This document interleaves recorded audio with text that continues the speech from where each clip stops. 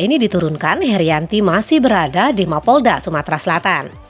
Untuk diketahui, kasus ini bermula saat Sumsel mendapat bantuan dana penanggulangan COVID-19 sebesar 2 triliun rupiah pada Senin pekan lalu. Bantuan ini diberikan oleh keluarga almarhum Akiditio, pengusaha sukses asal kota Langsa, Kabupaten Aceh Timur, melalui dokter keluarga mereka di Palembang, yaitu Profesor Dr. Hardi Darmawan. Penyerahan dana bantuan turut disaksikan Gubernur Sumsel Haji Hermanderu, Kapolda Sumsel Irjen Pol Eko Indra Heri, Kepala Dinas Kesehatan Sumsel Dr. Anda Lesti Nurani, dan Danrem 044 Gapo Brigjen TNI Jauhari Agus Suraji.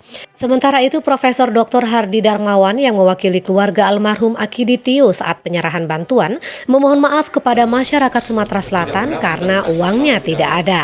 Menurut Hardi, dia tidak tahu jika uang tersebut ternyata tidak ada. Nantikan laporan tersebut terkait kelanjutan kasus ini. Laporan Bayu dari Mapolda Sumatera Selatan untuk Anda. Iya. Karena masyarakat semuanya Gaduh nih Pak. gaduh Pak, sedikit saja Pak.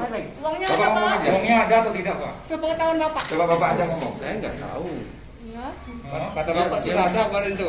Dia mengatakan sama saya sudah ada. Nah, dia ngomong bahwa semuanya diserahkan ke Pak Hardi. Tidak. Prof, setuju tidak di penjara Pak, Prof?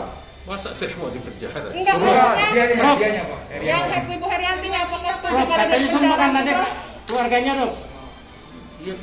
Dia mengatakan kepada saya uang itu ada. Terus gimana tuh? Prof pernah melihat bentuk fisik uangnya? Belum pernah. Nah sekarang Profesor dengan ini ternyata uangnya tidak ada. Menurut Profesor perlu minta maaf nggak ke masyarakat Sumatera Selatan dan Indonesia? Ya kalau tidak ada ya minta maaf. Minta maaf sudah.